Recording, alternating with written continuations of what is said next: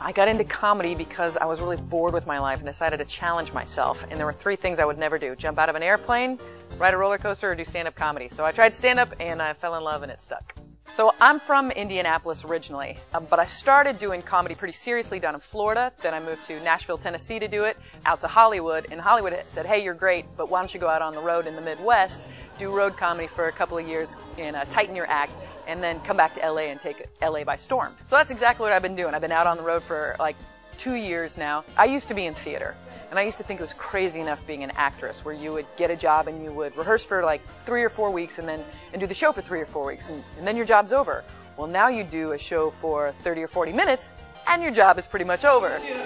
I figure, they get jobs with all this responsibility and I wouldn't want it. Like, if they have a bad day at work, they face a malpractice suit.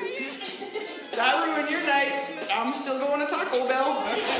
The room that doesn't laugh at anything you say is super awesome to build up your stamina and your courage, your backbone in comedy, because it takes a lot of courage to go out there. And if it were easy and it was just like knock them out of the park every time, everybody would be doing it. And we oftentimes learn most from our mistakes in life and in comedy. When I have a crowd that doesn't laugh at stuff, I really think about why didn't they laugh, what's going on, what did I do wrong, and usually it's their fault. A lot of times after shows, people go, oh, you know what? I normally don't like female comics, but I like you. I go, yeah, I usually don't like guys who wear rodeo cowboy shirts, but you're all right, whatever. When you're a young comedian, you have a day job. So, 5:30, 6 o'clock rolls around, and the only thing you want to do is what the rest of America wants to do, which is kick off your shoes, order a pizza, and sit on the couch. But you got to go, okay.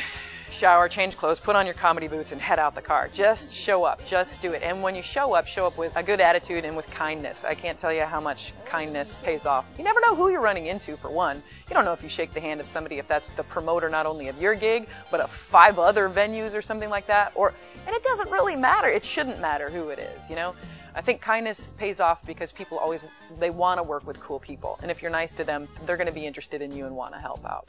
Greatest stuff about it is when you're on stage and you say something and tons of people laugh at it. You just feel like you're floating. It feels like the most fulfilling experience ever. I kind of dig what I've been doing. I don't think I have to be in New York or LA to make it. I'm just going there just to see what the opportunities are. And if they love me and want me in one of those places, that's great. And if not, I love what I'm doing in the Midwest. I've never been happier in my life. So I'm back in Indianapolis right now. So, follow your dreams. You might end up right back at home, like Dorothy.